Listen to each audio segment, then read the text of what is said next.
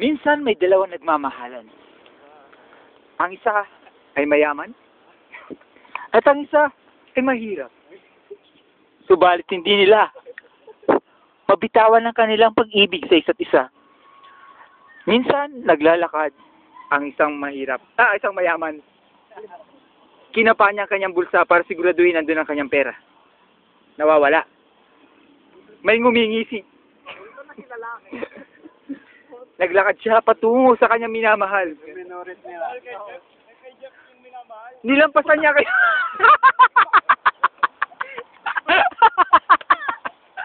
Ay, yung kanyang minamahal.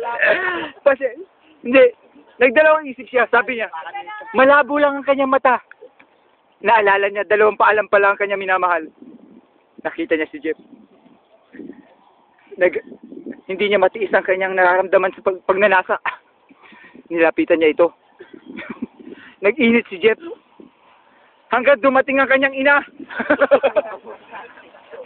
Ano ang ibig sabihin nito? Sabi ng kanyang ina. Dumating naman ang kanyang lolo.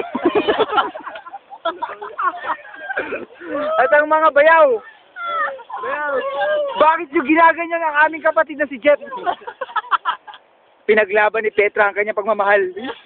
Niyakap niya ito.